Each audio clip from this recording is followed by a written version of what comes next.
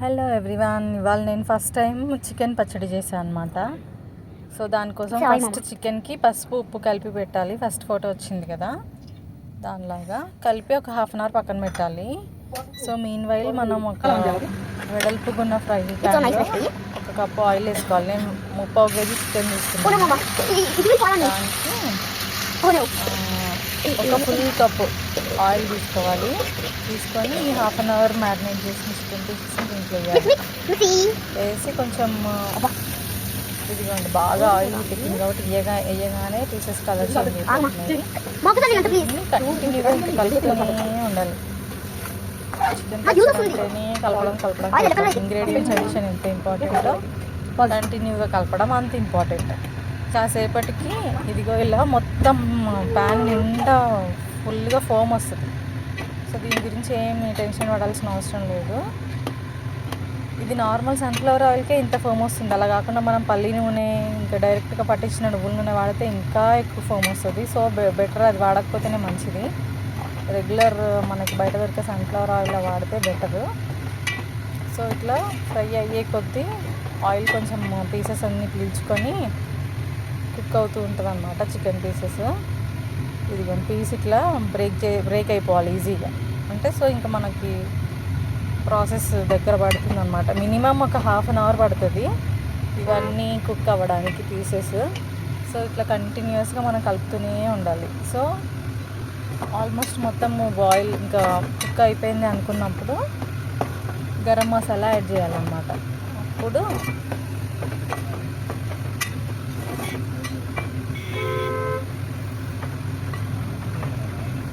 గరం మసాలా పీసెస్కి బాగా పడుతుంది అనమాట. ఒక 10 minutes మళ్ళీ అటు ఇటు ఫ్రై చేసి పీసెస్ కొంచెం గట్టిదనం వచ్చి కలర్ కంప్లీట్గా చేంజ్ అవుతాయి.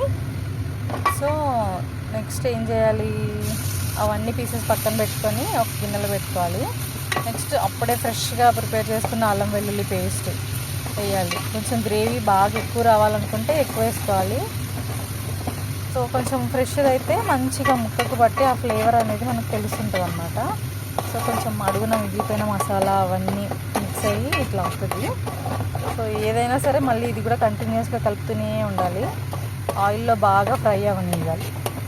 అల్లం వెల్లుల్లి పేస్ట్ అంతా కూడా బాగా ఫ్రై అయిన తర్వాత మళ్ళీ ఇప్పుడు మనం పక్కన తీసి పెట్టుకున్నాం కదా, ఆ పీసెస్ యాడ్ చేసి జీలకర్ర మెంతుల పొడి, ఉప్పు, కారం. ఉప్పు వచ్చేసి నేను ఆల్రెడీ ముందు ఒక స్పూన్ యాడ్ చేశాను కదా, తర్వాత 3 spoons యాడ్ చేశాను. మా కారంలో ఉప్పు ఉండదు కాబట్టి డైరెక్ట్గా 3 spoons ఉప్పు యాడ్ చేశాను. తర్వాత కారం 3 spoons యాడ్ చేశాను.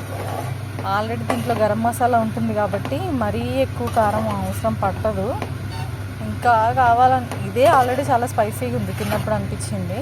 కొంచెం ముక్కకు పట్టుకున్న తర్వాత కరెక్ట్గా అయింది, but still it is spicy. So ఇదంతా బాగా మిక్స్ చేసి మళ్ళీ 10 minutes కలుపుతూనే ఉంచేసి స్టవ్ ఆఫ్ చేసుకోవాలి. ఇట్లా గట్టిగా అయిపోతుంది అనమాట. ఆయిల్ ఏం కనిపించదు, మనం ఇంత పోసిన ఆయిల్ ఏమైపోయిందా అనిపిస్తుంది. సో కంప్లీట్గా కూల్ అయిపోయిన తర్వాత మనము ఒక నిమ్మకాయలు కట్ చేసుకొని పక్కన పెట్టుకోవాలి. 30 kg చికెన్కి ఫుల్ 3 పెద్ద నిమ్మకాయలు వేసిన నేను రసము. సో బాగా కలుపుకుంటూ మళ్ళీ కంప్లీట్గా కూల్ అవ్వాలి నిమ్మరసం యాడ్ చేసే టైంకి. నార్మల్ రూమ్ టెంపరేచర్కి వచ్చిన తర్వాత ఇంకా గింజలు పడకుండా నిమ్మరసం యాడ్ చేసుకొని మళ్ళీ నెక్స్ట్ గ్లాస్ జార్లో పెట్టుకోవడమే. Chicken pickle is ready.